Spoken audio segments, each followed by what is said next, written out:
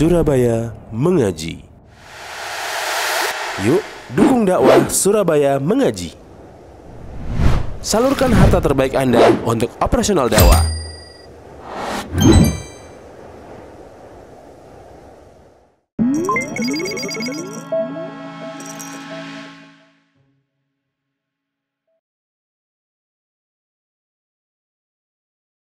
Assalamualaikum warahmatullahi wabarakatuh. Innal hamdalillah nahmaduhu wa nasta'inuhu wa nastaghfiruh wa na'udzu billahi min shururi anfusina wa min sayyiati a'malina. Man yahdihillahu fala mudilla lahu wa man yudlil fala hadiya lahu. Asyhadu an la ilaha illallah wahdahu la syarika lahu wa asyhadu anna Muhammadan abduhu wa rasuluh. Ya ayyuhalladzina amanu taqullaha haqqa tuqatih wa la tamutunna illa wa antum muslimun. Ya ayyuhan nasu taqu rabbakum alladzi khalaqakum min nafsin wahidah wa khalaqa minha zawjaha wa bassa minhuma rijalan katsiran wa nisaa'a wattaqullaha alladzi tasaaluna bihi wal arham. Inna Allaha kana 'alaikum raqiba. Ya ayyuhalladzina amanu taqullaha wa qulu qawlan sadida yuslih lakum a'malakum wa yaghfir lakum dhunubakum wa may yuti'illaha wa rasulahu faqad faza fawzan 'azima. Amma ba'du. Fa inna asdaqal haditsi kitabullah wa khairal huda hudan nabiyyi sallallahu alaihi wasallam wa syarrul umuri muhdatsatuha wa kullu muhdatsatin bid'ah wa kullu bid'atin dhalalah wa kullu dhalalatin finnar. Para hadirin yang dimuliakan Allah Subhanahu wa taala, alhamdulillah segala puja dan puji syukur kita panjatkan kehadirat Allah atas limpahan nikmat dan karunia-Nya kita masih bisa melaksanakan salat berjamaah dan kita lanjutkan dengan menuntut ilmu syar'i. Semoga Allah Subhanahu wa taala menerima amal ibadah kita semuanya. Salawat dan salam semoga tetap tercurahkan kepada suri tauladan kita Nabi Muhammad sallallahu alaihi wasallam beserta kepada keluarga beliau, para sahabat-sahabat beliau dan juga kepada orang-orang yang senantiasa istiqomah di atas tuntunan beliau sampai hari kiamat. Kita masih melanjutkan pembahasan dari matan Abi Syuja, yaitu terkait dengan pembahasan fikih seputar pernikahan. Pada pertemuan yang sebelumnya kita telah membahas seputar nusyuz, yaitu seorang istri yang keluar dari ketaatan kepada suaminya, entah itu mengingkari kebaikan suami atau menolak ajakan suami atau keluar rumah tanpa izin suami.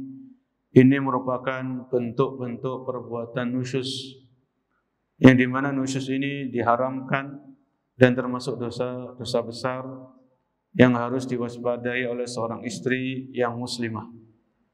Adapun pembahasan kita malam hari ini yaitu al-khul'u, atau yang dikenal dengan al-khulu', yaitu gugatan cerai dari seorang istri kepada suaminya. Yang namanya kehidupan rumah tangga, setiap muslim dan muslimah yang berumah tangga tentunya mengharapkan, menginginkan kehidupan yang harmonis, kehidupan yang sakinah, mawaddah, warahmah. Namun ketika berumah tangga tentunya tidaklah mudah karena banyak sekali godaan-godaan dan juga tipu daya syaitan yang menjadikan rumah tangga terkadang harus berakhir dengan perceraian.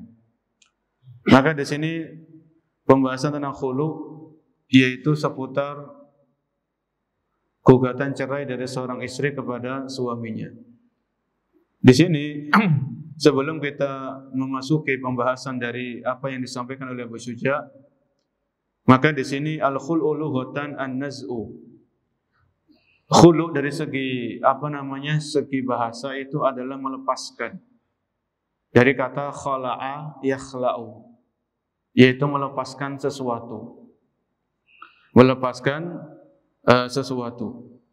Sedangkan ini di halaman 321 ya, 321 dari buku PDF, al-khal'u lughatan an-naz'u wa huwa mushtaqqun min khal'is saw. Yaitu khulu dari segi bahasa itu melepaskan sesuatu yang dipakai. Kemudian yang dari segi istilah firqatun baina zawjaini walau bilafdil mufadati bi'iwadin maksudin raji'in li jihatiz zawj. Yaitu dari segi istilah perpisahan atau perceraian antara sepasang suami istri dengan keridhaan dari keduanya, dengan pembayaran yang diserahkan istri kepada suaminya. Saya ulangi, firqatun baina zawjain. Khulu itu perpisahan ya atau perceraian antara sepasang suami istri dengan keridhaan dari dua belah pihak. Si istrinya ridho, suaminya juga ridho, sama-sama meridhoi. Dengan pembayaran yang diserahkan istri kepada suaminya. Ya. Jadi ini khulu, karena bedanya khulu dengan tolak. Tolak itu seorang suami yang menceraikan istrinya. Ya, seorang suami menceraikan istrinya. Karena hak menceraikan itu ada dalam pihak suami, bukan dari pihak istri. Yang menceraikan itu adalah suami. Sehingga khulu ini seorang istri mengajukan gugatan cerai kepada suaminya. Karena yang bisa menceraikan ini suami.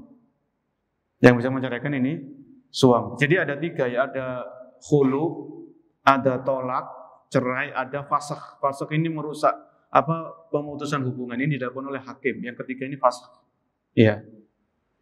Jadi ini khulu itu tadi perpisahan atau perceraian antara suami istri dengan keridhaan dari keduanya, dengan pembayaran yang dilakukan istri kepada suaminya. Kenapa disebutkan tadi khulu itu melepaskan sesuatu? Ya, melepaskan sesuatu. Karena disebutkan dalam Al-Baqarah 187. Al-Baqarah 187, Allah Subhanahu wa taala berfirman, "Hunna libasul lakum wa antum libasul lahunna." Yang artinya hunna libasul lakum. Mereka istri kalian itu pakaian bagi kalian, seperti pakaian. Ya ibaratnya Allah Subhanahu wa taala memberikan perumpamaan, permisalan, hunna libasul lakum. Ya, mereka itu adalah pakaian. Wa antum, dan kalian wahai para suami, libasul lahun, yaitu pakaian bagi istri kalian. Ya. Jadi pakaian, namanya pakaian kan menutupi aurat. Ya. Sehingga sepasang suami istri saling menutupi, kalau ada kekurangan jadi tutupi. Jangan dibongkar, jangan disebarkan, ya, atau yang semisalnya. Jadi saling membutuhkan, saling melengkapi, saling bekerja sama. Sehingga kalau seorang istri ini mengajukan cerai, maka dia ingin melepaskan pakaiannya tadi, yaitu suaminya. Saya sudah nggak bisa lagi hidup dengan Anda. Saya sudah nggak kuat misalnya. Ya ini khulu itu seperti itu ya, gambarannya dari segi bahasa dan juga dari segi istilah. Kemudian di sini kita baca apa yang disampaikan oleh Abu Syuja rahimahullahu taala. Wal khul'u jaizun ala iwadin ma'lumin. Khulu ini dalam Islam itu diperbolehkan. Ya. Khulu dalam Islam itu diperbolehkan. Ala iwadin ma'lumin, dengan tebusan. Dengan tebusan yang jelas. Ya, dengan pembayaran yang jelas. Jadi kalau istri mengajukan gugatan cerai, maka ini dalam Islam itu boleh. Tapi harus harus ada tebusan yang jelas. Tebusannya apa? Ya, harus ada tebusan yang jelas. Ini dari keterangan dari Abu Syuja rahimahullahu taala. Namun di sini khulu ini ada beberapa macam hukum ya. Kalau di sini beliau mengatakan boleh. Karena khulu ini bisa hukumnya boleh, bisa hukumnya haram, bisa hukumnya wajib. Jadi ada beberapa rincian. Tidak serta-merta boleh begitu saja. Ya. Jadi khulu ini dibolehkan, kata para ulama seperti Syekh Al-Bassam, ya. Khulu ini dibolehkan apabila sang istri membenci akhlak suaminya. Jadi seorang istri benci kepada akhlak suaminya. Suaminya itu akhlaknya nggak baik, suka mukul, ya, suka berkata-kata kasar, ya. Pokoknya akhlaknya nggak bagus lah. Ya mungkin ini ketahuan setelah nikah misalnya. Mungkin karena sebelumnya kan Islam memang melarang kita pacaran. Kemudian mungkin ta'arufnya kurang matang atau bagaimana, menggali informasinya kurang pas, kurang mendalam. Jadi setelah menikah ternyata seorang istri mendapatkan suaminya akhlaknya kurang bagus. Iya. Jadi kalau seorang istri ini tetap dalam ikatan rumah tangga sama sang suami yang kayak gini, lama-lama istri ini dia akan jatuh dalam perbuatan dosa, nggak taat sama suaminya, membangkang sama suaminya. Malah istri ini rawan jatuh dalam dosa besar. Daripada kayak gini, Islam masih solusi berupa apa? Khulu tadi, ngajukan gugatan cerai. Ya. Jadi hukumnya ini mubah. Ini yang dikatakan oleh Abu Suja rahimahullah. Khulu ini boleh kalau seorang istri ini memang mendapatkan suaminya ini akhlaknya buruk. Dan seorang istri ini dia sudah berusaha sabar menasihati suaminya. Tapi ya nggak berubah-berubah. Ya lama-lama istrinya ini nggak sabar, akhirnya jatuh, malah khawatirnya jatuh dalam lusus, nggak taat, membangkang dan seterusnya. Maka dalam hal ini silakan seorang istri mengajukan gugatan cerai kepada suaminya, Kemudian khulu ini diharamkan, ya. Khulu ini diharamkan kalau tidak ada sebab yang jelas. Ya, seorang istri nggak ada angin, nggak ada mendung, tiba-tiba minta cerai sama suaminya. Mas, tolong ceraikan saya. Loh, ada apa? Kan kaget suaminya kan. Jadi kalau nggak ada sebab yang jelas, nggak ada sebab yang syar'i, ini dilarang, diharamkan seorang istri diminta cerai. Kalau tidak ada sebab yang dibolehkan syariat, ya, atau tidak ada sebab yang jelas, maka diharamkan seorang istri mengajukan cerai atau minta dicerai sama suaminya. Ya, dalam hal ini ada sebuah hadis riwayat Abu Dawud, Tirmizi, Ibnu Majah dan disahihkan oleh Syekh Albani, yaitu hadis yang berbunyi Rasulullah SAW bersabda, ayyuma imra'atin sa'ala zawjaha talaqan min ghairi ma ba'sin fa haramun 'alaiha raihatul jannah. Ya, Nabi SAW bersabda, siapapun wanita atau siapapun seorang istri yang menggugat cerai kepada suaminya tanpa ada alasan, maka haram baginya aroma surga. Ya, jadi dalam hal ini Nabi SAW mengancam, ya, siapapun seorang istri yang mengajukan cerai kepada suaminya tanpa ada alasan yang jelas, tanpa ada alasan yang syar'i, maka Nabi mengatakan faharamun 'alaiha raihatul jannah. Maka diharamkan bagi istri kayak gini aroma surga. Ya. Jadi meminta cerai kepada seorang suami tanpa ada alasan ini dosa besar. Ya, dan ini ancamannya istri kayak gini diancam dengan tidak akan mendapatkan aromanya surga. Aromanya aja nggak dapat. Ya, bukan berarti orang ini istri kayak gini kekal di neraka, tidak ya. Ya, karena selama istri kayak gini masih punya keimanan, walaupun seberat biji sawi, tetap akan ada kesempatan masuk surga. Hanya saja harus mampir dulu ke neraka. Ya, maka jadi seorang istri harus bertakwa kepada Allah Subhanahu wa Ta'ala. Kan dikhawatirkan kan ada seorang istri mungkin ingat sama dulu kenalannya pacarnya, akhirnya kecantol lagi sama pacarnya, naudzubillah, kemudian minta cerai sama suaminya yang saat ini yang sah dengan suaminya minta cerai. Ya, ini kan Nabi SAW sudah mengancam istri kayak seperti ini. Ya. Kemudian juga khulu ini diharamkan dari sisi suami. Ya, dari sisi suami. Misalnya seorang suami itu sengaja, ya seorang suami ini nggak mau menceraikan istrinya, nggak mau menceraikan, tapi cari gara-gara, cari masalah. Ya mungkin ada suami kayak gini, cari masalah, ya cari masalah mungkin akhlaknya diburukkan, ya mungkin hak-hak istri nggak ditunaikan, kewajiban-kewajiban suami nggak dijalankan, supaya istrinya ini nggak kerasan, nggak betah. Akhirnya istri yang mengajukan cerai duluan, bukan suaminya yang menceraikan. Ya, jadi ini diharamkan ya. Ini bentuk yang diharamkan. Yang kedua, tadi yang pertama tadi kalau istri itu minta cerai tanpa alasan, ini haram. Ini kan khulu yang diharamkan.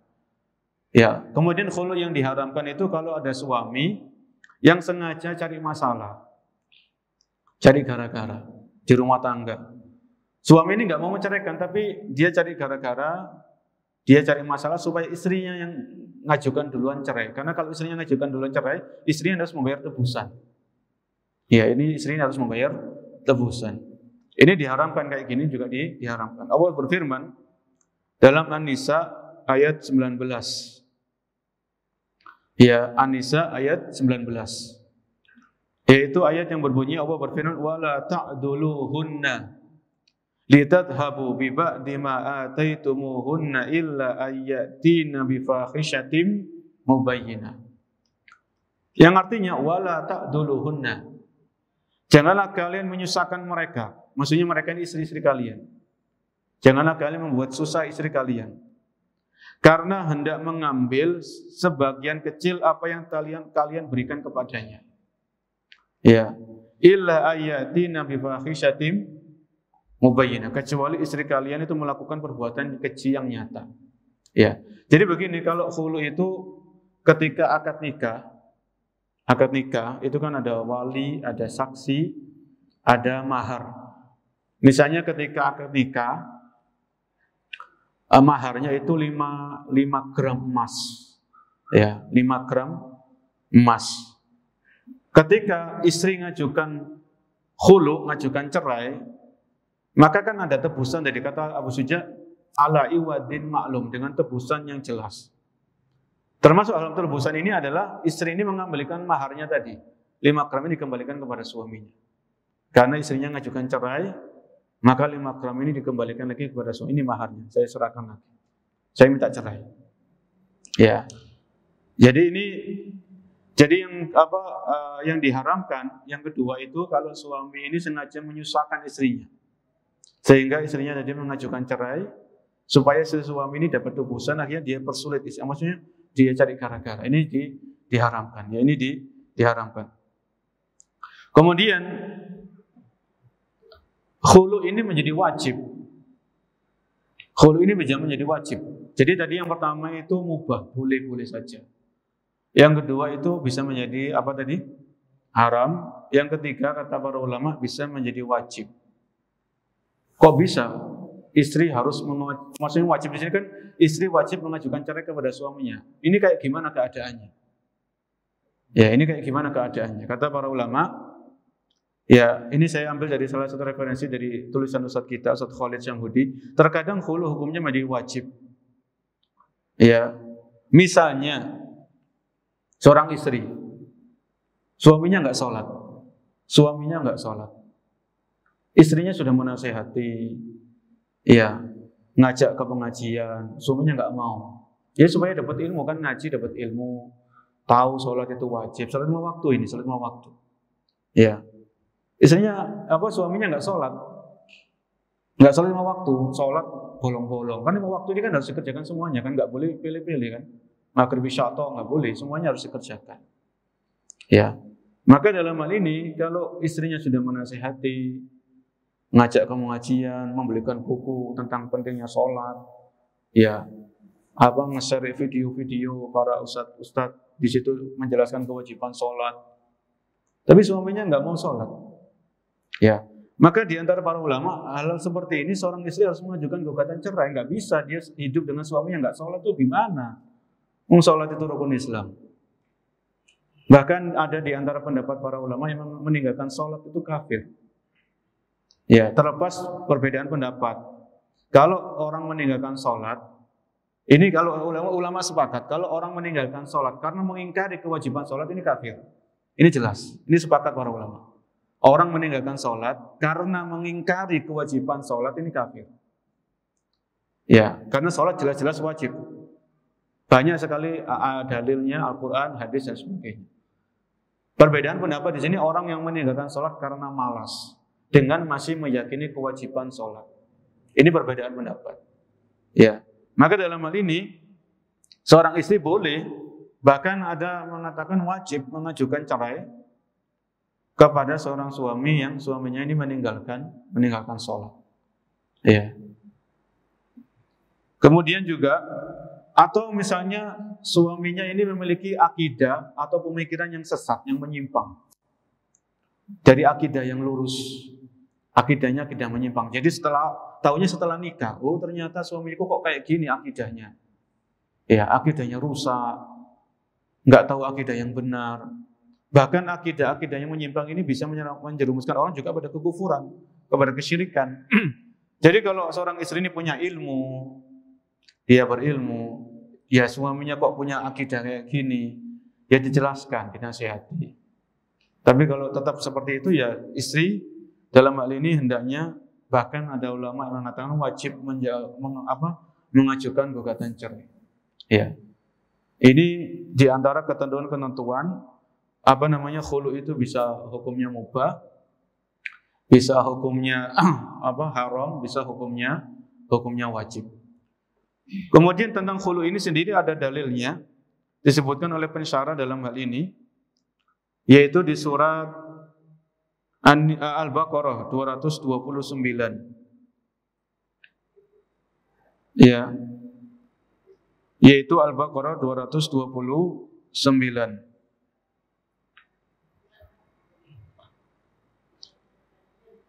Allah Subhanahu wa taala berfirman, "Wala yakhillu lakum an ta'khudhu mimma ataitumuhunna syai'an illa ay yakhafa alla yuqima hududallah."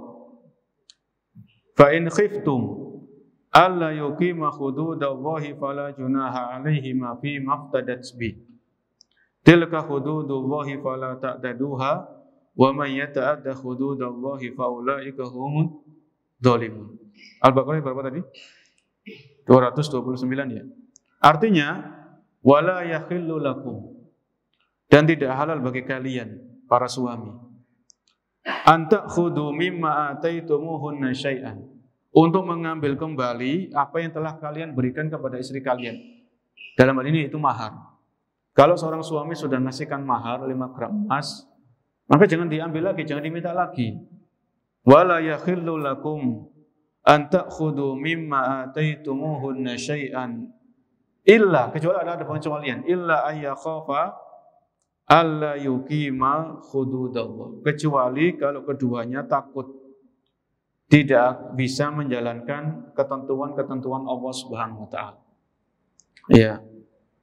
Fa in khiftum alla yuqima hududallah, jika kalian khawatir bahwasanya suami istri ini tidak bisa menjalankan hukum-hukum Allah, fala junaha alaihima fi maftadat bi, maka tidak ada dosa atas keduanya tentang bayaran yang diberikan istri kepada suaminya untuk menebus dirinya.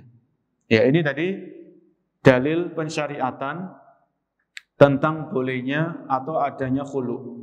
Ya.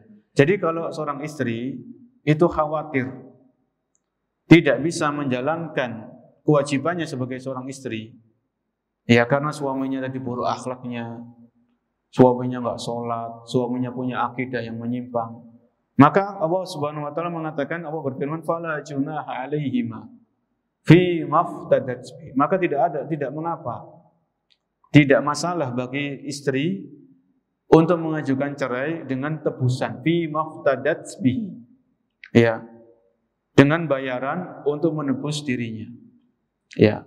Dan tebusan di sini itu bisa lebih dikit dari maharnya, atau sesuai mahar, atau lebih banyak dari maharnya. Misalnya maharnya 5 gram. Istrinya ini ketika mengajukan cerai, dia mau menebus mau 10 gram, itu silakan, boleh. Ya, ini diperbolehkan.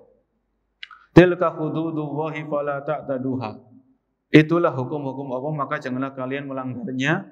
Wa may yata'adda hududallahi fa ulaika humudz zalimun. Barang siapa yang melanggar ketentuan-ketentuan Allah, mereka itulah adalah orang-orang yang berbuat kezaliman. Ya, berbuat kezaliman. Ini dalil disyariatkannya khulu di dalam Islam. Adapun di dalam hadis disebutkan oleh pensyarah wa liqaulihi sallallahu alaihi wasallam li Sabit bin Qaisin. Ini hadisnya kalau di buku ini di syarahnya ini potongan dari hadis ya. Adapun dalam hadis disebutkan dalam riwayat Bukhari dari Abdullah bin Abbas radhiyallahu anhuma. Ja'at imra'atu Sabit bin Qaisin ibn Syammasin ila Nabi sallallahu alaihi wasallam faqalat. Suatu saat di zaman Nabi itu ada seorang wanita, seorang istri itu menemui Nabi sallallahu alaihi wasallam. Istrinya ada seorang istrinya sahabat namanya Sabit bin Qais. Ya, Sabit bin Qais ini seorang sahabat, dia sudah menikah dengan seorang istri. Istrinya Sabit bin Qais ini datang menemui Nabi sallallahu alaihi wasallam.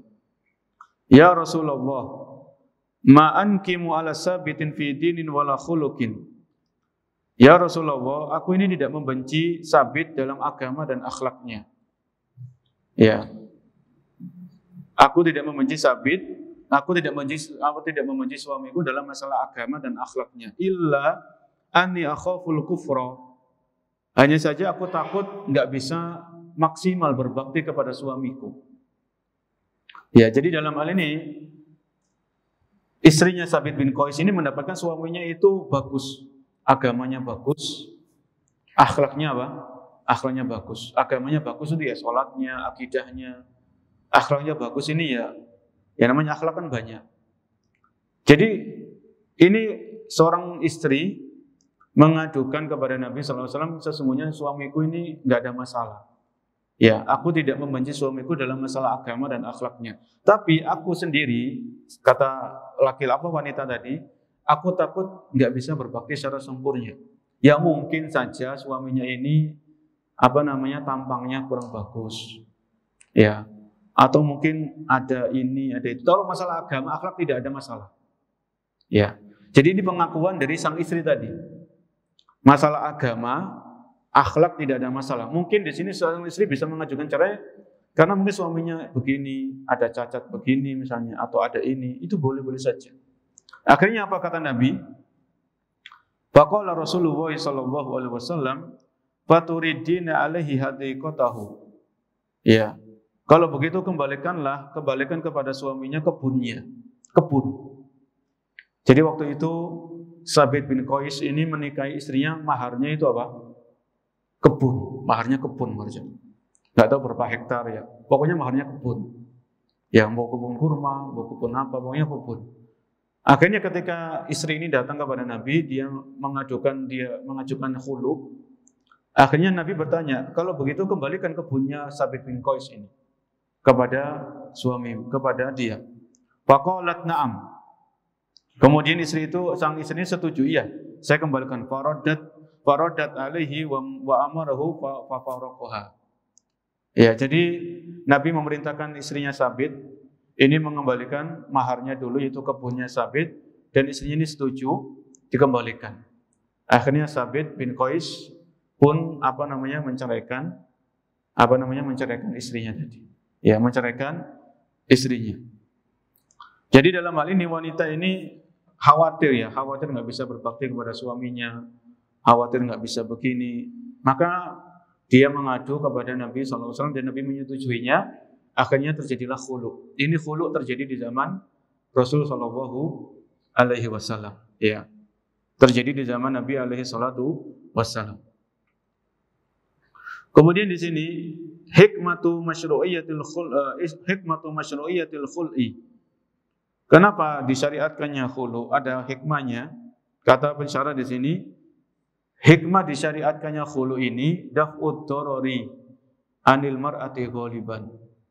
Ya, daf'ud darar anil mar'ati ghaliban. Jadi khulu ini untuk menghindarkan bahaya kepada diri sang istri. Ya, jadi kalau seorang istri ini suka dikerasi sama suaminya tidak menunaikan kewajibannya, nggak ngasih nafkah, baik nafkah lahir ataupun nafkah batin, istri ini kayak gini kan tersiksa dia. Maka disyariatkan adanya khulu tadi. Ya, disyariatkannya adanya khulu ini untuk menghilangkan bahaya dari pihak istri.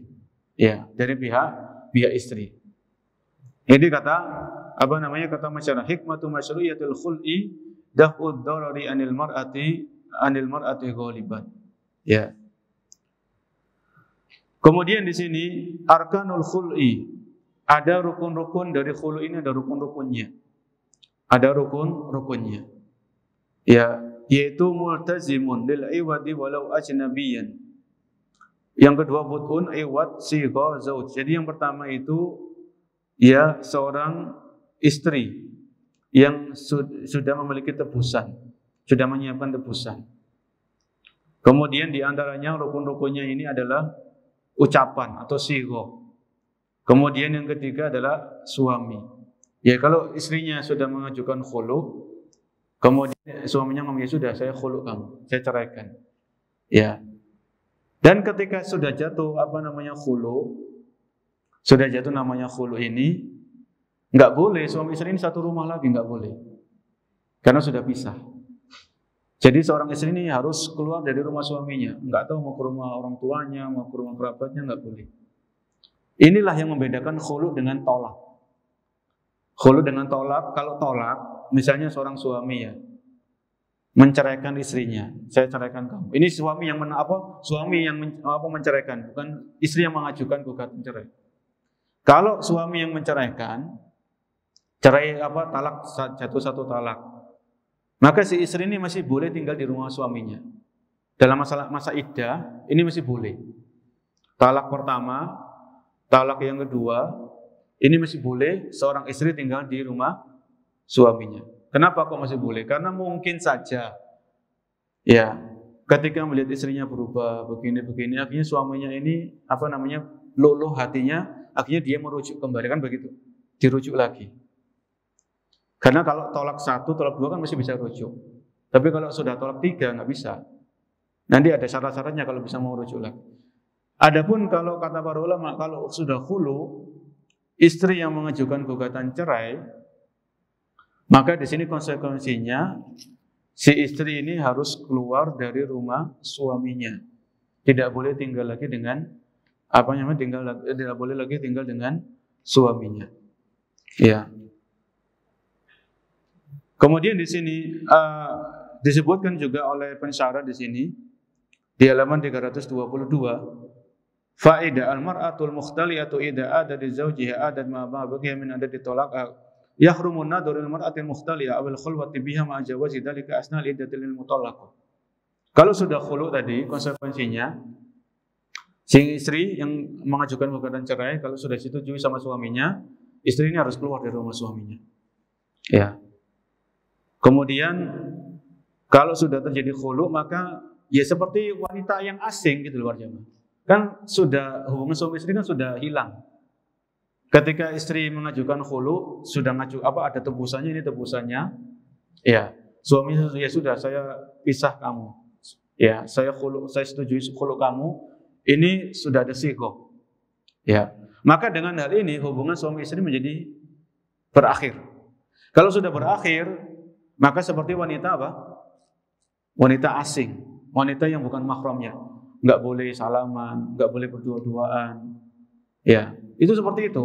Kalau sudah terjadi khulu, suaminya sudah setuju, ya sudah. Ini seperti wanita asing lagi. Ya, seperti wanita yang asing.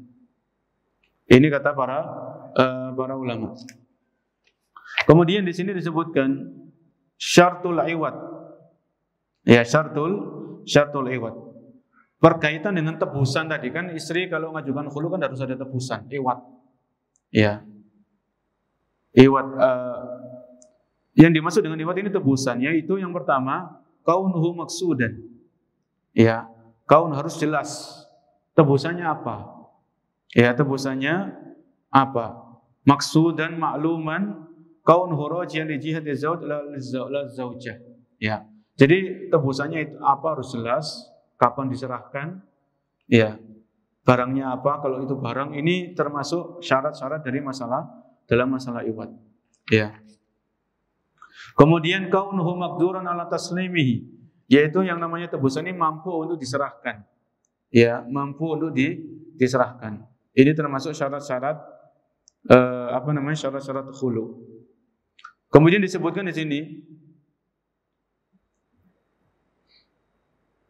yaitu idza mata zauju fala tarisu zaujatul mukhtaliyatu asna al-iddah. Kalau sudah sudah khulu ini, istri sudah menyerahkan apa tadi?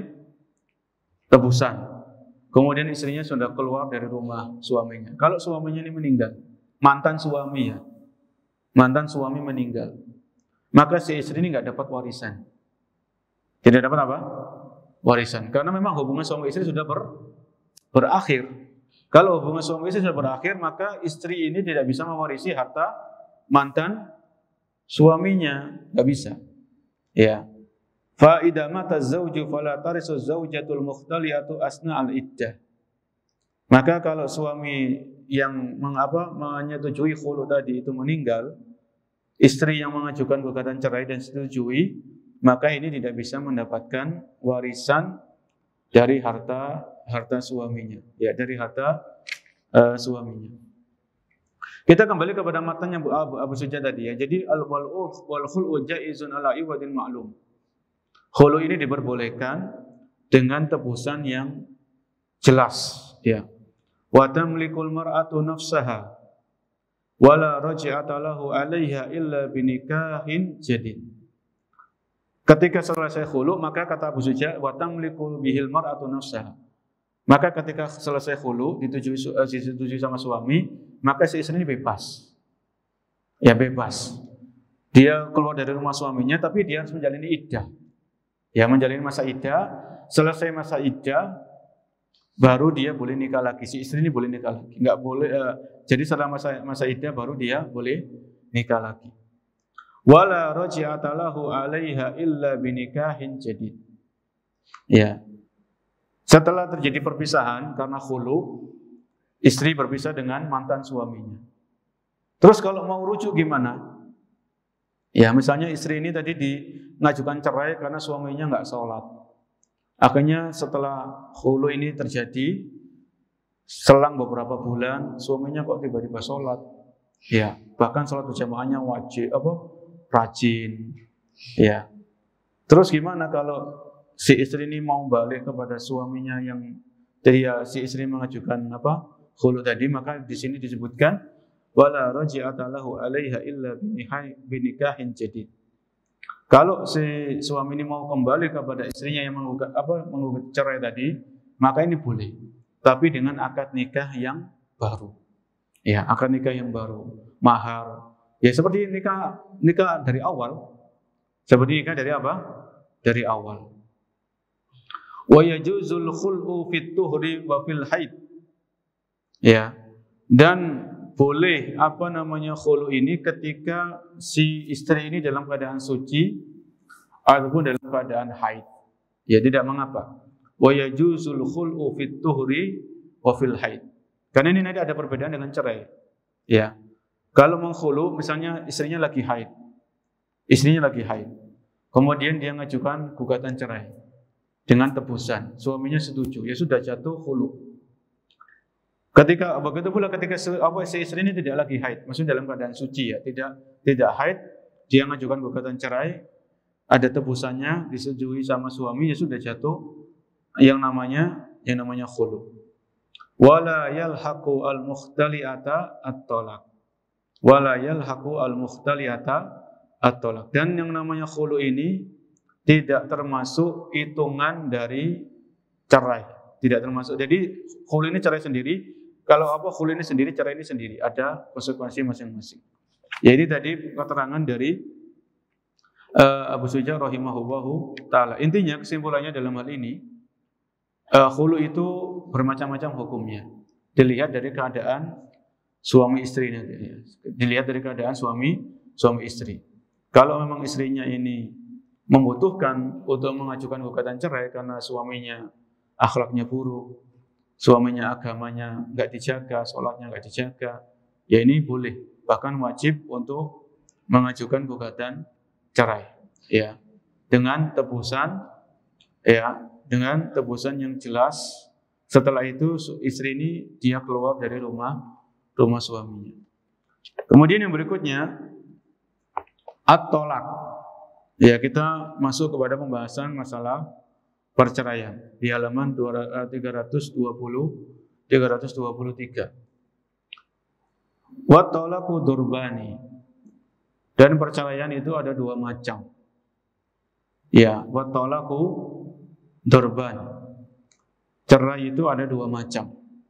Sharihun wa kinayah.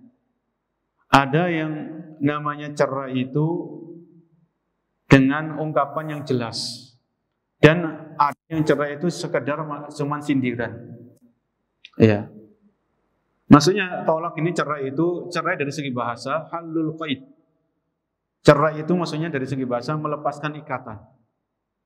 Ya. Melepaskan apa? Ikatan. Wa syar'an halu aqdin nikahi bil aqdi talaqi wa nahwi. Yaitu dari segi istilah, cerai ini melepaskan akad pernikahan dengan lafaz cerai atau yang semisal dengannya. Jadi melepaskan akad pernikahan, memutuskan akad pernikahan dengan lafaz saya ceraikan kamu, ya, atau yang semisal dengannya. Ini dari segi apa? Istilah. Adapun dalilnya, dalil disyariatkannya cerai itu boleh. Yaitu di surat Al-Baqarah 229. Al-Baqarah 229. Yaitu Allah berfirman at-talaqu marratan. At-talaqu marratan, cerai yang bisa rujuk itu 2 kali. Ya, ini kan menunjukkan bahwasanya cerai itu kan boleh. Ya, cerai itu boleh di dalam Islam. Ya, cuman ya begitu, cerai ini kan pintu terakhir dah. Kalau memang nggak bisa damai, ya nggak bisa diperbaiki, suami istri ini nggak bisa harmonis setelah berusaha musyawarah, ya masing-masing pihak mengutus seseorang, dari pihak istri mengutus 1 orang, dari pihak suami mengutus 1 orang, 2 orang ini ketemu, gimana suami istri bisa akur, tapi nggak bisa tetap menemui jalan buntu, ya sudah, satu-satunya adalah jalan cerai. Kemudian kembali tadi kepada perkataan Abu Suja. Jadi tolak ini ada 2 gambaran. Yang pertama yaitu sharih, yaitu tolak cerai dengan lafaz yang jelas. Ya. Dengan lafaz yang jelas. At-talaqu sharih huwa ma la yahtimul dhahiru ghairu talaq. Jadi lafaz yang jelas ini jelas, tegas dan gamblang. Tidak tidak mengandung kemungkinan yang lain. Misalnya, ketika seorang suami mengatakan anti tolik, kamu saya ceraikan. Ini kan jelas. Ini jelas. Jadi ketika seorang suami ngomong, ya dalam keadaan suami ini sadar, tidak terpaksa. Ketika suami ini ngomong anti tolik, kamu saya ceraikan, ini jelas. Ini namanya kata Abu Zuhair sharih. Sorry itu lafaz atau ungkapan yang jelas. Tidak ada kemungkinan yang lain. Ya. Kalau sudah seperti ini nggak butuh niat. Ya. Oh, saya tadi belum niat untuk menceraikan. Nggak perlu. Kan sudah jelas, kan lafaznya sudah jelas, redaksinya jelas. Kamu saya ceraikan. Oh, saya tadi belum niat. Kalau kayak gini nggak perlu niat. Sudah jatuh cerai dengan apa? Sendirinya. Ya, sudah jatuh dengan cerai dengan sendirinya. Fa idza qala al-hazad qultu laha anti taliq wa fi niyyati ahdadid wa qad talaq. Ya. Tadi ketika saya mengucapkan kepada istri saya, kamu saya ceraikan, kamu saya cerai. Ini untuk ketika suami dulu. Saya tadi cuma mengancam. Ini nggak bisa. Tetap jatuh apa? Jatuh cerai. Karena lafaz kamu saya ceraikan ini tidak ada kemungkinan yang. Baik, kita dengarkan azan dulu. Kemudian kita lanjutkan sedikit setelah azan berkumandang. Wallahu a'lam bishawab. Lalu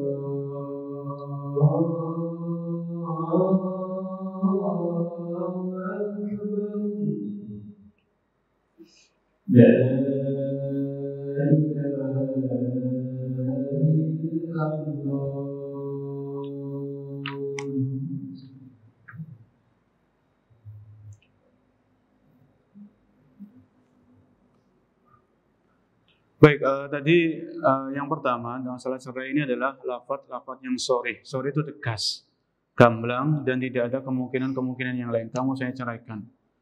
Ketika sudah ngomong seperti ini, maka jatuh cerai dengan otomatis. Ketika seorang suami ngomong, tidak, saya tadi masih mengancam. Oh, nggak bisa. Sudah jatuh apa? Jatuh cerai. Oleh karenanya, seorang suami ini harus berhati-hati dalam mengucapkan lafaz cerai. Baik itu dengan ucapan ataupun dengan tulisan. Misalnya WA ke istrinya, kamu saya cerai. Oh, akhirnya istrinya kan keweden. Enggak, tadi saya bercanda, belum, nggak bisa. Jadi untuk mengancam istri, kalau dia sudah ngomong, kamu saya ceraikan, ini enggak butuh niat. Tadi saya niatnya mengancam, tidak, tetap jatuh apa? Cerai. Kemudian, enggak, tadi saya niatnya bercanda, ini enggak bisa. Tetap kalau masalah sudah ngomong saya cerai kamu, ini jatuh apa? Jatuh tolak. Kemudian yang kedua, ini lafaz yang kinayah. Kinayah ini tidak jelas. Maksudnya masih mengandung kemungkinan. Misalnya seorang suami ngomong, wis kamu pulang saja ke rumah orang tuamu. Ini niatnya, ini kan belum jelas. Wis kamu pulang saja ke rumah orang tuamu. Kalau kayak gini, ini namanya lafaz kinayah. Kinayah itu tidak jelas. Kemungkinan itu masih ada. Kalau seorang suami ketika ngomong kepada istri, kamu pulang saja ke rumah orang tuamu, dalam hatinya dia niat cerai, sudah jatuh apa? Jatuh cerai. Jadi ada lafaz-lafaz itu yang memang mengandung kemungkinan. Ya. Jadi kalau misalnya seorang suami ngomong saya sudah nggak butuh lagi sama kamu, ya nggak butuh lagi ini kan mengandung kemungkinan kan begitu. Kalau dia ketika seorang suami ngomong saya nggak butuh lagi sama kamu, niatnya cerai, maka jatuh apa?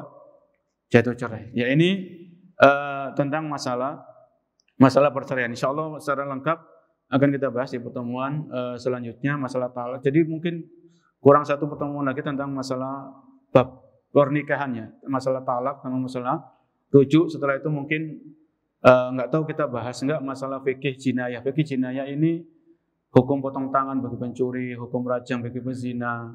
Ya ini hukum fikih jinayah. Ya nanti kita lihat masalahnya bagaimana, atau kalau memang tidak butuh saya memandang nggak butuh dibahas, walaupun itu nggak penting, mungkin kita berganti dengan kitab yang lain. Ya insyaallah taala. Dan di akhir pembahasan ini marilah kita saling menasihati untuk tidak perlu merayakan tahun baru. Karena tahun baru kita adalah tahun baru 1 Hijriah, bukan 1 Januari. Ya, jadi malam tahun baru tidak ada hal-hal yang bisa kita lakukan karena di situ nggak ada Lailatul Qadar. Ya, jadi tidur seperti biasa, yang sholat tahajud seperti biasa, tidak ada doa-doa khusus. Ya, jadi marilah kita menghindari pemborosan. Masih banyak saudara-saudara kita yang butuh makan dan butuh minum. Saudara-saudara kita di Palestina juga masih butuh, maka jangan kita menyia-nyiakan harta untuk petasan atau untuk kembang api. Ya, setiap harta yang kita gunakan untuk petasan dan kembang api pasti akan kita pertanggungjawabkan di hadapan Allah Subhanahu wa Ta'ala. Mungkin ini yang bisa kita sampaikan. Kurang lebihnya saya mohon maaf sebesar-besarnya. Kita akhiri subhanallahi wa bihamdika asyhadu an la ilaha illa anta astaghfiruka wa atubu ilaik. Assalamualaikum warahmatullahi wabarakatuh.